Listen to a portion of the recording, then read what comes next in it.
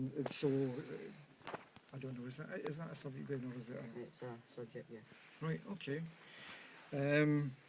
Reese, you're looking perfectly comfortable back there. Yeah.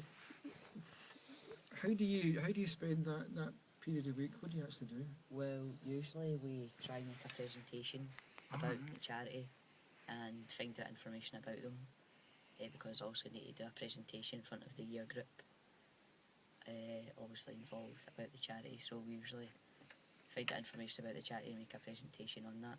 So that's still to come, is it? Yep. Okay, sounds good. So you've been with us now for half an hour, 45 minutes sort of thing. What do you think you've found out about Renfrewshire Sounds so far, Condi? You guys are trying to get a memo stick so that people can use that better for people that are blind. Matthew, what do you think of the work that we do generally? I think it seems really good. I think it makes a lot of sense to have this charity because it focuses a lot on the people around us in Renfrewshire. So, Can I ask, had any of you ever heard of Renfrewshire Sounds before you took this No. particular thing up? no. Or the idea of anything being recorded for Well, blind and heard visually about- impaired? I've heard about it talking in the newspaper, but I didn't know about a specific one. Kyle, you would say? No, I've heard of like stuff like that, but I've not heard of like Renfrewshire Sounds. I think most people have heard of the idea of talking books, right enough. Everybody heard Yeah. of that? I've heard that concept. Had you any idea how they are produced? I had no idea. No. There you go. So we're not quite at talking book level yet, but in our own way we have our talking newspaper. What we would actually love to know is, do you think that you might fancy joining a talking newspaper at some point later on? Maybe even not much later. What do you think, Reese? Yeah. Reese is nodding away, Yeah, Possible. What would appeal to you to work in a place like this even for a few hours a week? You'll know you're doing something good to help a lot of people.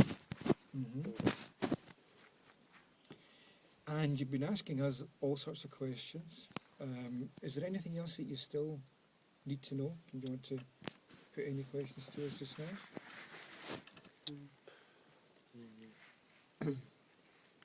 When What was qualities do you look for in a volunteer? Oh, that's a cracker. What qualities do we look for in a volunteer? I can't see Ian's face because I've got my back to him. He's probably thinking all sorts of qualities. I don't know. I think my guess is that what you'd be looking for is it's a combination of stuff. First of all, I think you want someone who is interested in helping. I think that's the core of it, really. But loads of people are like the idea of helping, so I think you also want some kind of a person who's got a reasonable level of commitment to saying, right, I would like to help and I'll do this, but honest, I promise I will actually do it week after week. I'm not kind of being critical, but everyone's got their own agenda, as they say these days, and they like the idea of helping, but all sorts of things compete for their time and so on. So I would think, first we want people who've got an idea that they want to help, but also who are, I don't know whether it's being organised or whatever, but would have a level of commitment to doing that. How's that sound? Have you ever had any major sponsors? Major sponsors. Renfrewshire Council is the closest that we have to a major sponsor because they're ongoing and they're there for us a lot and a lot of the time. We don't have, I think, in the way that you're thinking of there, someone like a commercial firm. We're trying to see if we can ask some of the major firms in Paisley. We did that, we sent out a request to about 300 firms, but we sent it by email. You can guess why. Was it 30 pence a time now or is it 50 pence a time for a second class stamp?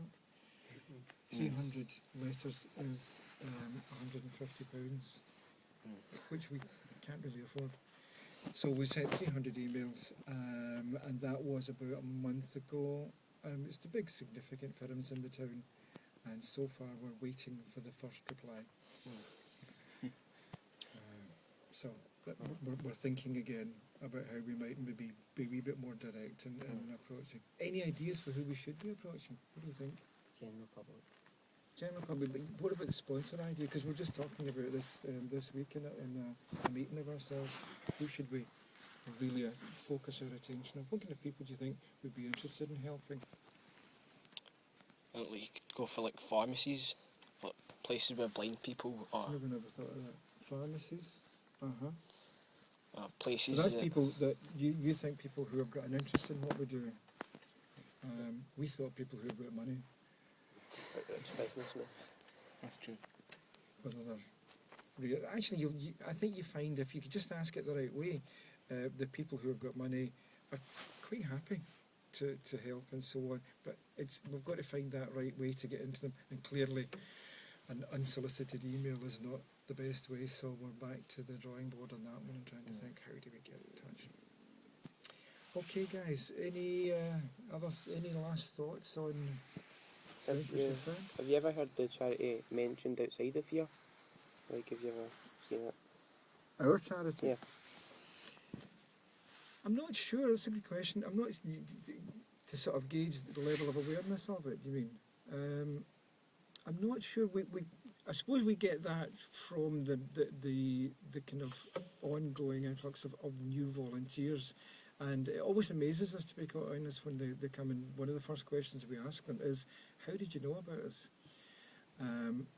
It's often the case that they'll say, "I've got a relative who's had your service before," or "I've got a friend who has been connected or who's received your tapes." Occasionally they'll say, "I saw your poster in the library." That's the only way that we would have it. We've got no other means of knowing whether people know about us or whatever, but that business of contact from volunteers. How did you first advertise? Like, how did you get your first customer? That, I think I would have to defer to Ian to ask that one, because Ian, with 2 or 3 of his friends when he was your age, started the whole business of what became Renfrewshire Sound. I think it started off as a Johnson. Ian's telling me through the magic, through the ether here, that they actually went to the local blind club, and there is such a thing still exists in Paisley, where people can gather together for mutual support and various activities and so on. So knowing that was in the area, that was the first step. I wouldn't have thought of doing that. You're clever. Okay, shall we leave it there? Thanks very much for your interest, Thank you. guys. I think we're going to ask you just to have a last wee look around at our facilities and just see what we're doing out there. But in the meantime, we'll stop there, and thanks once again, and hope that we'll hear from you soon. Thank you. Okay, thanks.